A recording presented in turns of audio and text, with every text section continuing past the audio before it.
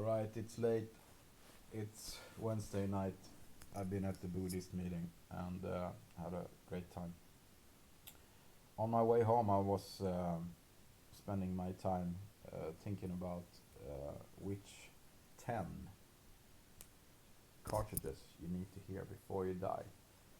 So without further ado, here's number 10 on the list. It's a Shure M75 MG type cartridge, preferably with the jico stylus. If you don't have one, you can also try it with a much cheaper cartridge or styly cantilever, but that will bring out the most in the cart. It's common for turntables from the 60s and 70s, like I have a dual 1218, they came with one, for instance. I'm changing it up to a Goldring now, keeping my fingers crossed that it will work for this turntable. Now, after that we have number 9, and that's the Ortofon 2M Blue. The Ortofon 2M Blue was the first cartridge I purchased, and I have to say that it was a very well thought out buy. Even if I didn't know it at the time, I was just thinking, don't buy the red, don't buy the worst, the least. And I was right about that. The red is really flat and the blue is a lot better. The blue is actually a really good cart for that money. Some would argue that the Nagaoka MP110 is a better cartridge for less money, or if you want to spend as much, you can buy the Nagaoka MP150. There's a few suggestions for you if you don't prefer the 2M Blue.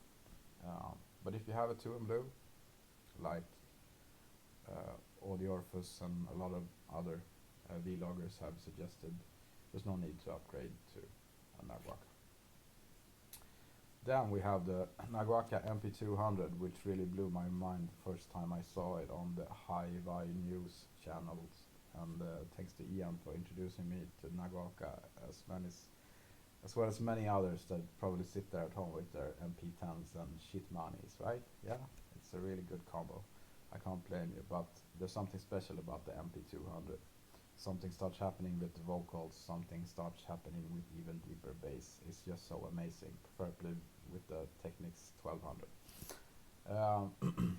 Then you got the Technica OC9, which is an MC cart. I really was blown away by this cart.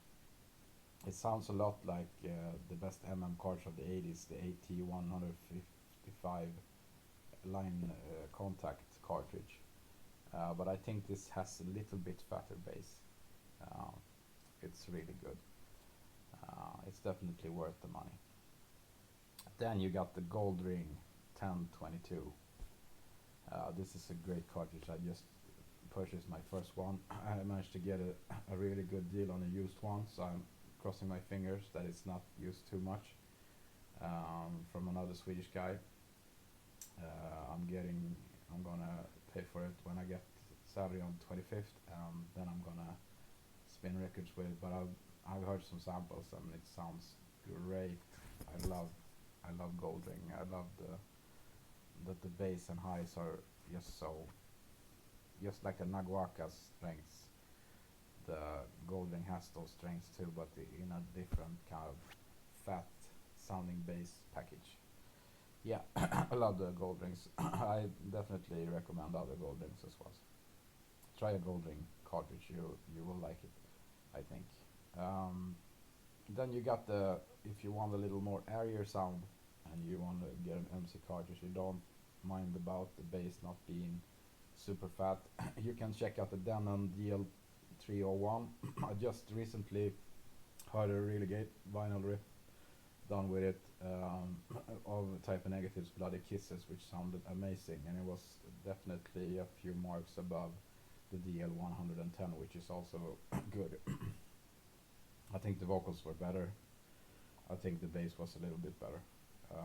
But it's not bass you're after when you're buying a Denon cartridge or even an Audio Technica. It's the airiness and the highs that really makes them shine. So Then you got the Goldring Elite, which is another step up from the amazing Goldring 1022 or 1042 for that matter. It just needs to be heard. It's great cartridge. Then you got the Technica Art 9 on third place. I hope there are 10 now. 1, 2, 3, 4, 5, 6. Yeah, 10. It's awesome. There are some videos on YouTube showcasing it. It's pricey. It's 1,000 euros. So, but it's definitely great. It's had better than the Audio Technica OC9, even in my opinion. Then we got the 6-3X SB. I think that's how it's pronounced. It's awesome sounding cartridge. I put a video on my channel playing Nine Inch Nails to Fragile with it, and it just sounds so clear and nice, super crisp, like lettuce sound.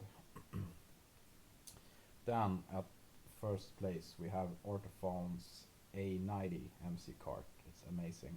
I recently got to hear it on a vinyl rip of Gish by Smashing Pumpkins, the remaster. And it sounded so good. It was like being there in the studio, like in the room. It was awesome. All those audiophile cliches just came out, but everything, I mean, the guitar is just, it sounded, I had never heard it sound this good. So it was really cool. And if I ever get a chance to buy one of them, if I can find them used or whatever, or eventually get a new one, though I think it's a bit much money, I would love to hear other records on it. And if you have a cart like this, make more vinyl rips so I can listen to them. I love rips of vinyl done on great systems, so I can really enjoy a good copy, not have to worry about dust and stuff like that. It's great for me. I have ADD, so for me it can be quite the hassle to take care of records and keep them dust free, and I'm really working on taking care of stuff and taking care of myself, but it is definitely hard.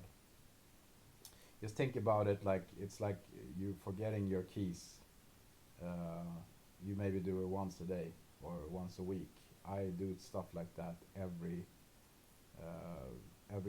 5 or 10 minutes, all the time, every day. It's exhausting.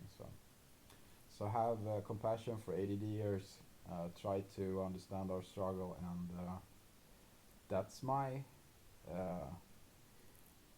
little ADD ending of my cards you need to hear before you die list.